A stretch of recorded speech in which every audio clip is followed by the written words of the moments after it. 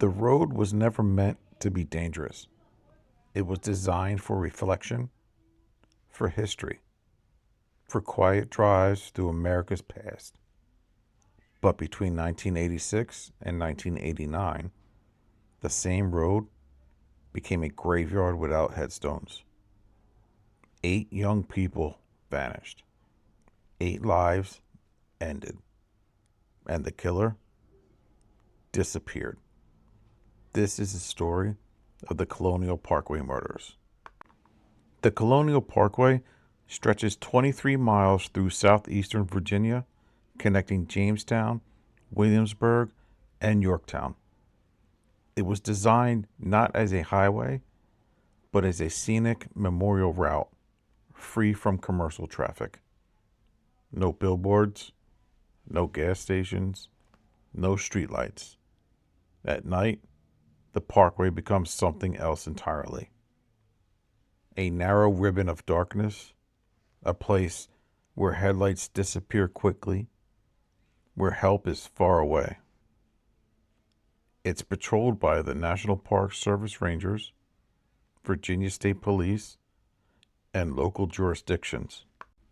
This overlap caused confusion and delay when crimes began occurring, and whoever committed the murders understood that. Kathy Thomas was 27 years old. Rebecca Becky Dowski was 21. They were close friends, intelligent, responsible, and cautious. That night, they planned nothing dangerous, just to drive time together. They never came home. Days later, their car was found parked neatly at a scenic overlook. The doors were closed, the windows were up, their personal belongings were still inside. There was no signs of a struggle, no broken glass, no blood, no chaos. Weeks later, though, searchers found their bodies deep in the woods. Both women had been bound and strangled. Investigators were immediately disturbed by the scene. The killer had time. The killer had control. And the killer left almost nothing behind. This was not impulsive violence. This was deliberate. Nearly 1 year later, September 19th, 1987, David Nobling, 20, and Robin Edwards, only 14, were parked near the York River. They were young. They were vulnerable. They trusted the quiet.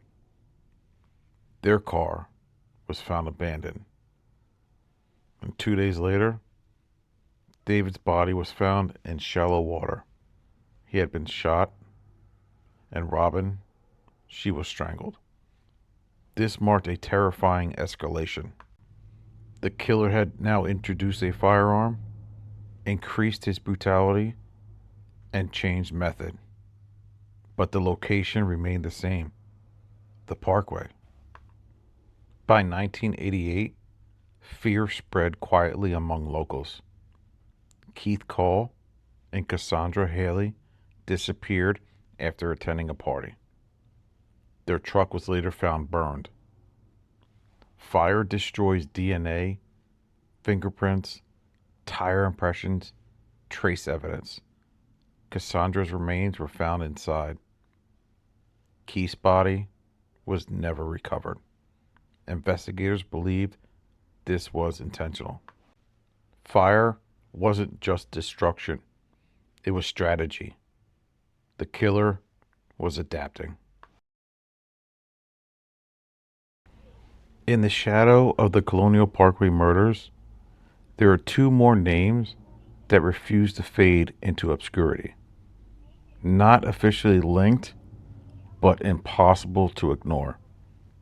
Daniel Lauer and Anna Maria Phelps were murdered in October of 1987, just weeks after the killing of David Nobling and Robin Edwards. Their bodies were discovered in Virginia Beach, far from the parkway itself, but the similarities were unsettling. They were young, they were together, and they were killed under circumstances that suggested control, planning, and familiarity with the area. Daniel had been shot, Anna Maria had been stabbed. Their car was found nearby. There was no robbery, no clear motive, no suspects. At the time, investigators publicly stated the case was not connected to the Parkway murders, but privately, some detectives questioned that conclusion. The timing was too close. The age range matched. The pattern of couples targeted in secluded areas was eerily similar. To this day, the murders of Daniel Lauer and Anna Maria Phelps remain officially unsolved and unofficially debated. Were they victims of the same predator operating just beyond the parkway? Or were they the tragic result of a different killer working under the same dark circumstances? No one knows. But their deaths exist in the same shadow, a reminder that the violence of that era may have extended farther than anyone realized. Now, there's roughly about three theories floating around on who could have done this. The first theory being a law enforcement imposter. Because the victims showed no resistance, their vehicles were parked neatly as if, getting pulled over by the police, and authority implied. The second theory would be a serial killer evolving. Escalation pattern, increased control, evidence management. And number three would be multiple offenders. Different methods, different signatures, possible copycat behavior.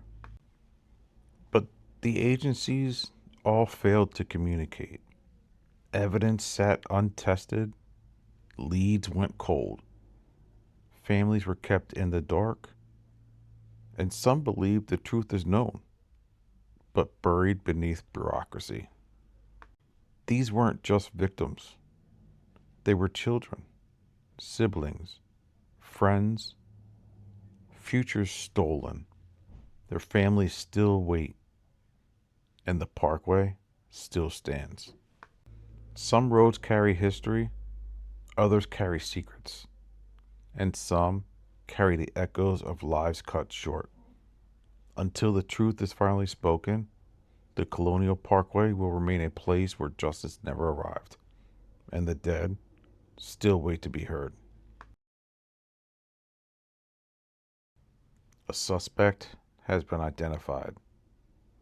Alan Wade Wilmer Sr., a Virginia fisherman who died in 2017 at age 63, has been officially linked by the FBI and Virginia State Police to several murders from the Colonial Parkway era through modern forensics and DNA analysis.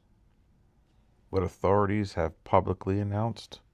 The FBI Norfolk Field Office announced that Wilmer has been identified as the killer of Kathleen Thomas and Rebecca Dowski, who were found murdered in 1986 along the Colonial Parkway. Law enforcement statements indicate Wilmer's DNA and investigative links tie him to at least 5 killings and disappearances of young people in Virginia between 1986 and 1989, encompassing cases long associated with the Colonial Parkway murders and adjacent cold cases. Wilmer was connected to several victims beyond Thomas and Dowski through ongoing investigation and forensic work, including other homicides from the 1980s. Now, Wilmer has not been convicted in a court of law because he died in 2017 before being identified as a suspect, meaning no prosecution, no trial or conviction could take place. The U.S. Attorney's Office and law enforcement has said that if he were alive, they would have sufficient evidence to prosecute. Now, just to be clear, This Virginia waterman, Alan Wade Wilmer Sr., he's now been confirmed as a serial killer in all the murders. He is confirmed by the Virginia State Police and the FBI as the killer of Robin Edwards, as well as David Knobling at Ragged Island in 1987, as well as the murder of Teresa Howell in Hampton, Virginia in 1989. Alan Wade Sr. has also been linked to the disappearance and likely murder of Keith Cole and Cassandra Haley in 1988. For the families of Kathy Thomas, Rebecca Dowski, David Knobling, Robin Edwards, Keith Cole, and Cassandra Haley, the truth, however delayed, finally came into the light. And yet, even with the name, the weight of these crimes remains, because justice delayed is not justice denied, but it is justice incomplete. The Colonial Parkway still winds through the trees of Virginia. People still drive it, tourists still stop, and the most have no idea what once happened in the dark. But now, the story has a voice, and as long as these names are remembered, as long as their stories are told, they are no longer just victims of a cold case. They are remembered, they are heard, and they are no longer forgotten. In memory of the victims of the Colonial Parkway Murders, may their stories never fade. This has been another story from Tales from the Tombs NJ. If you like this video, consider subscribing to see more. Until next time, thank you very much. Peace.